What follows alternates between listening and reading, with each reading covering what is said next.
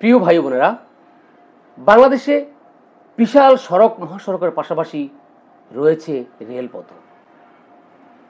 সুদূর কক্সবাজার থেকে ঢাকা, ঢাকা থেকে সিলেট, ঢাকা থেকে রাজশাহী, ঢাকা থেকে দিনাজপুর, খুলনা, এছাড়াও বাংলাদেশের যে বড় বড় যে জেলাগুলো আছে বেশিরভাগ জেলায় কিন্তু এই রেলপথ রয়েছে।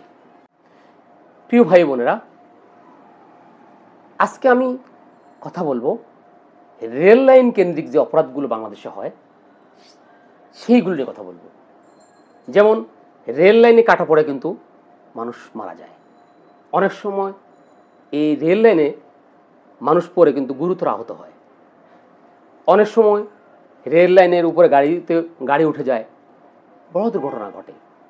অথবা রেল গাড়ি চলা অবস্থায় কিন্তু অনেক সময় চুরি হয়, অপরাধ হয়, মারামারি হয়, খুন খারাপি হয়।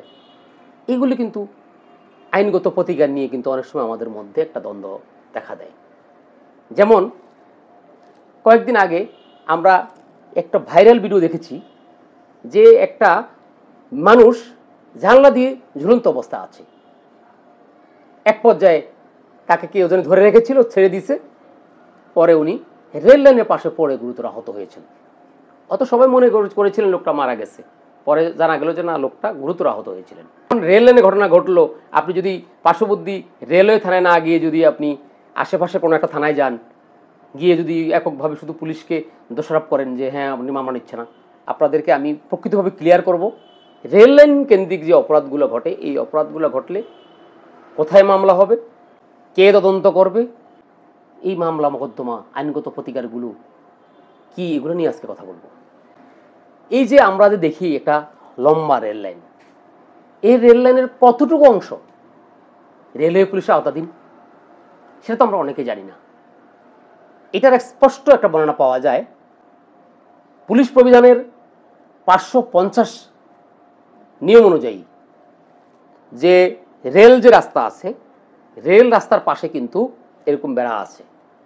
যদি বেড়া থাকে সেই বেড়া পর্যন্ত এই রেলওয়ের আওতাধীন এলাকা এবং রেল পুলিশের আওতাধীন এলাকা। যদি সেখানে বেড়া না থাকে তাহলে আপনার যে রেল লাইনের দুই পাশে 10 ফুট পর্যন্ত এটা কিন্তু রেলওয়ের পুলিশের আওতাধীন।